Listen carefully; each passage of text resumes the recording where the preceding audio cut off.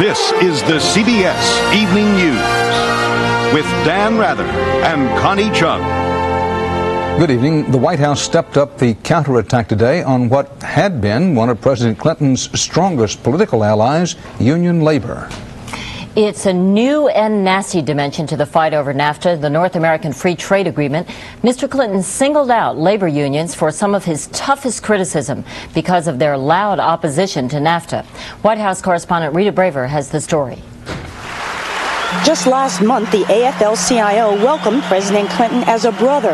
But yesterday, a nasty family feud erupted as the president criticized organized labor for roughshod and muscle-bound opposition to NAFTA. And today, Treasury Secretary Lloyd Bentsen delivered a follow-up punch. Well, what disturbs me, of course, is organized labor and their opposition. I think they're totally sincere about their concern that jobs are going to go south or to Asia or whatever.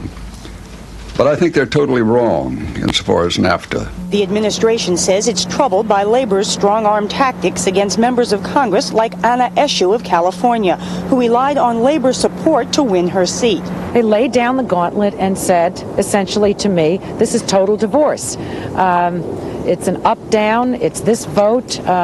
You don't vote with us, we are not with you. In fact, though labor has mounted a huge anti-NAFTA campaign, neither side welcomes this battle because the White House and labor know they need to work together on other issues like health care. Certainly, we disagree strenuously on this issue, but we view it as a disagreement within the family, and after NAFTA is defeated, we hope we can go back and support the president's programs. And opponents argue that the administration is making its own high-pressure pitch, reportedly promising one congresswoman a Pentagon order for planes made in her district. And as for how it's going, NAFTA opponents now say they have 218 votes, enough to defeat the treaty. Administration officials dispute that number, but admit they still don't have the votes to win. Connie? Rita, what is the White House doing to prepare for that debate with Ross Perot tomorrow night? Well, the vice president is said to be huddled with his aides. He is not engaging in a mock debate as happened during the presidential election, but they insist that he's studying hard, and they say that he's going to take Ross Perot. We'll see.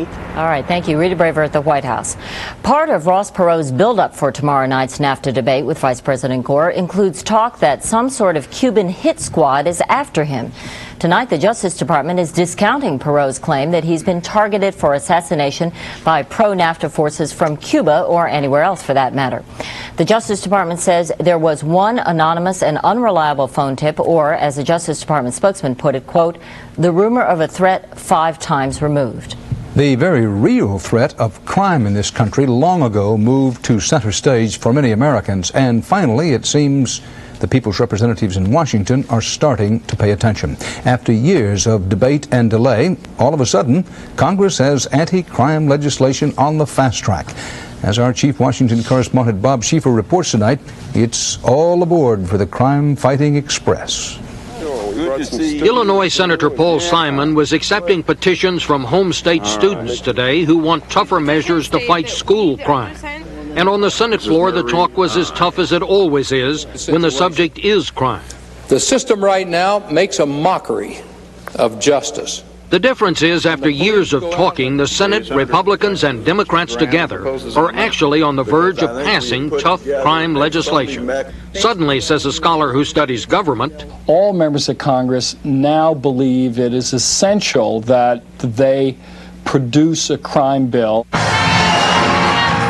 What apparently galvanized that view are last week's off-year elections, when the Republicans, who took a tough line on crime, won 2 governorships and the New York mayor's race. Within 48 hours, senators took preliminary steps to more than double the $10 billion they had planned to earmark for crime fighting. The extra money coming from a new scheme to cut waste. A program to help communities put 50,000 new police on the streets over 5 years got enough of the new money to pay for twice that many new cops. $3 billion was set aside to build new prisons, and plans to create military-style boot camps to deal with young nonviolent offenders were greatly expanded. A key senator says Washington has figured out what many communities knew all along. It is the single most significant domestic issue, including jobs, including everything, that affects the American public. Biden expects a final vote later this week. Whether the House is willing to spend as much as the Senate is not yet